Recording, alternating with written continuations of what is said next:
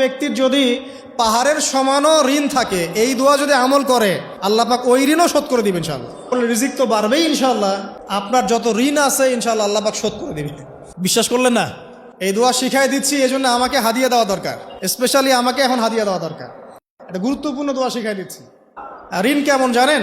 ওই যে এখন মানুষ ঋণ নিচ্ছে 1 কোটি টাকা ব্যাংক থেকে, 2 কোটি টাকা ব্যাংক থেকে, হ্যাঁ, কত বছর, 10 বছরের জন্য, 20 বছরের জন্য বাড়ি করছে, তাই না? তার ধারণা এমন যে সে মারা গেলে তার ঋণটা কেউ না কেউ শোধ করে দিবেই দিবে, তাই তো?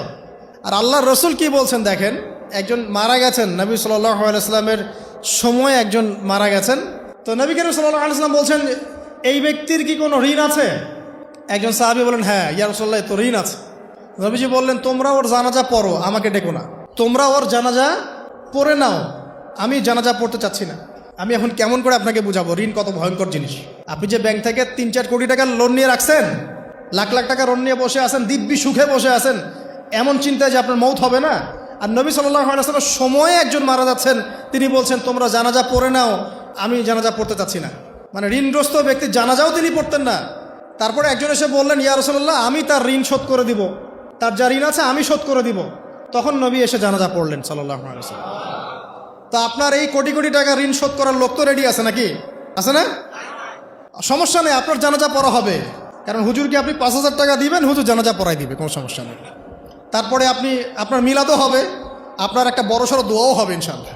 কিন্তু আল্লাহ পাক বলেছেন যে শহীদ, আল্লাহর পথে যুদ্ধ করে শহীদ হয়েছে, এই ব্যক্তির আত্মাও ঝুলে থাকে যতক্ষণ পর্যন্ত না তার ঋণটা শোধ করা হয়। এবার বলেন আমি কি বুঝাবো আপনাকে? আর কিছু বলতে হবে? তো এখন সেই দোয়া শিখাচ্ছি আপনাদেরকে, যে দোয়া শিখলে আপনারা ঋণ থেকে বাঁচবেন ইনশাআল্লাহ। কত দিবেন বলেন? হ্যাঁ, এই তো শুকরিয়া। দোয়া করবেন যেন আল্লাহ পাকের দিনটাকে আল্লাহর জমিনে প্রতিষ্ঠা করতে পারি। আমার সাথে বলেন, দোয়াটা হচ্ছে আল্লাহুম্মা ইকফিনি বিহালালিকা আন হারামিকা ওয়া আগনিনি বিফদলিকা আম্মান সিওয়াকা। এই দোয়াটা ছোট না, এটা মুখস্থ করবেন, সেজদায় পড়বেন, নামাজের সেজদায় পড়বেন, আত্তাহিয়াতু দরুদ শেষ তারপরে পড়বেন, নামাজ শেষে হাত তুলে করবেন, যখন তখন শেষ রাতটা করবেন। ইনশাআল্লাহ দেখবেন আপনার ঋণ বলতে কিছু থাকবে না ইনশাআল্লাহ। যদি থাকেও, বড় কোনো ঋণ থাকেও, আল্লাহ পাক অন্য কোনো মাধ্যমে এটা শোধ করার ব্যবস্থা করে দিবেন ইনশাআল্লাহ। আমার জীবনে এমন ঘটনাও ঘটেছে, এটা এখন গল্পটা মনে পড়ে গেল তাই বলছে, যে 1,20,000 টাকা ঋণ আছে আমার, শোধ করার কোনো অপশন নাই। আচ্ছা, আমার চোখে ধরা পড়ছে না যে 1,20,000 টাকা আমি কেমনে দিব। কি হলো, হঠাৎ করে আমরা একটা সার্কুলার দেখলাম যে সারা বাংলাদেশে ইসলামিক ট্যালেন্ট খোঁজা হচ্ছে। 2000 এটা মনে হয় 17 কি 18 সালের কথা, হ্যাঁ 18 না, আচ্ছা 18। তো হ্যাঁ, আলোকিত কেন। তো এখন আমার ওয়াইফ বলছেন যে আপনি এটাতে অ্যাপ্লাই করেন। আমি অ্যাপ্লাই করবো, এটা তো আলেম ওলামাদের প্ল্যাটফর্ম, আমি এখানে জেনারেল থেকে আসা মানুষ কেমন করে কি। তো সে বলছেন না, আপনি পারবেন ইনশাল্লাহ, আপনি পড়াশোনা করেন ইনশাল্লাহ পারবেন। তো আমি দেখছি আগে প্রাইস কি আছে, কষ্ট তো করবো, আগে দেখি পুরস্কারটা কি। তো পুরস্কারটা দেখছি যে একটা ওমরা করাবে। ওমরা করা তো যে কারোর জন্য একটা মানে স্বপ্নের ব্যাপার না। ওমরা করা তো সবাই আমরা খুব পছন্দ করি, আল্লাহ পাক আমাদেরকে বেশি বেশি ওমরা করার তৌফিক দেখ। আর লেখা আছে যে ফার্স্ট প্রাইজ 3 লাখ টাকা, second prize 2 lakh, third prize হচ্ছে 1 লাখ টাকা। আচ্ছা ঠিক আছে। তারপর টানা 4 কি 5 মাস দৈনিক 10 থেকে 12 ঘন্টা করে পড়েছে। টানা 4 থেকে 5 মাস দৈনিক 10 থেকে 12 ঘন্টা, নাওয়া খাওয়া সব ওখানেই। আর যতটা সহজ মনে করছেন আসলে কিন্তু প্রতিযোগিতা অত সহজ নয়। আসলে যে কোনো জায়গা থেকে প্রশ্ন আসতে পারে, আকিদা, সিরাত, ইতিহাস, এটা ওইটা অনেক টপিক, প্রায় 36টা বিভাগ আছে। তো আলহামদুলিল্লাহ কিভাবে জানি আস্তে আস্তে উঠতে পারলাম। গিয়ে দেখলাম যে হ্যাঁ, টিভি রাউন্ডে চলে গেছি। আমি তেমন কিছুই করি নাই, আমি শুধু পরিশ্রম করেছি, আল্লাহর কাছে বেশি থেকে বেশি দোয়া করেছি যে আল্লাহ আমার ঋণ আছে, ঋণ শোধ করতে হবে একটা। এবং আমি চাচ্ছি যে এই প্রোগ্রামের মধ্য দিয়ে দিনের একটা বড় সার্কেল পাওয়া যায়, দিনই প্ল্যাটফর্ম পাওয়া যায়।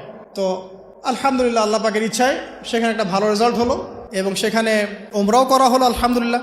এবং ক্যাশ তারা খুব তাড়াতাড়ি দিয়ে দিয়েছে। আমি পুরো ক্যাশটা আগে পেয়েই আগে ঋণটা শোধ। এখন এই সময় কিন্তু আমি দোয়াটা করেছি, আল্লাহুম্মা কফিনি বিহালালিকা আন হারামিক ওয়া আগনিনি বিফদলিকা আম্মান সিওয়াক। দেখেন, আমি কিন্তু জানতামও না এমন কোনো প্রতিযোগিতা হবে, আমি সেখানে পার্টিসিপেট করব, ওই ওসিলায় ওমরা করব, ওই ওসিলায় আবার ঋণও শোধ হবে, আমার কিন্তু মাথায় ছিল না। এটাই হচ্ছে আল্লাহ পাকের সেই আয়াত, ওয়া মান ইয়াত্তাকিল্লাহ ইয়াজআল লাহু মাখরাজা। আল্লাহ পাককে যে ভয় করবে আল্লাহ পাক তার জন্য রাস্তা খুলে দিবেন ইনশাআল্লাহ। ওয়ারযুকুহু মিন হাইসু লা ইয়াহতাসিব, এবং এমন উৎস থেকে আল্লাহ রিজিক দিবেন যেটা সে কল্পনাও করতে পারে না। এটা আল্লাহ তাওয়াক্কুল রাখেন জাস্ট। ওই ইসমাঈল আলাইহিস সালামের মায়ের মতো হাজরা আলাইহিস সালাম ইব্রাহিম আলাইহিস সালামকে বলছেন, আপনি আমাকে এখানে ছেড়ে যাচ্ছেন কি জন্যে? ইব্রাহিম বলছেন আল্লাহর আদেশে। তখন তিনি বলছেন, তাহলে আল্লাহ আমাকে ফেলে দিবেন ইনশাআল্লাহ। সেই মায়ের গর্ভ থেকে ইসমাইলের মতো সন্তানের জন্ম হলো, যেই সন্তানকে বাবা বলছে যে আমি তোমাকে জবাই করছি, স্বপ্নে দেখেছি, ফানজুর মাদা তারা, তোমার রায় কি? সে বলছে ইয়া আবাতি ফাআল মা তু'মার, আপনাকে যে আদেশ করা হয়েছে আপনি সেটাই করেন। সাতাজিদুনি ইনশাআল্লাহু মিনাস সাবিরিন, ইনশাআল্লাহ আপনি আমাকে ধৈর্যশীল পাবেন। দেখেন কোন মায়ের গর্ভ থেকে কোন সন্তান। তাকে কি বাবা মানুষ করেছিলেন? না, তাকে তার মা মানুষ করেছে। তো ওই রকম তাওয়াক্কুলকারিনী হাজরা আলাইহিস সালামের মতো মা যদি ঘরে ঘরে থাকে, বোন আর স্ত্রী ঘরে ঘরে থাকে, তখন ইসমাইলি প্রজন্ম আসবে ইনশাআল্লাহ।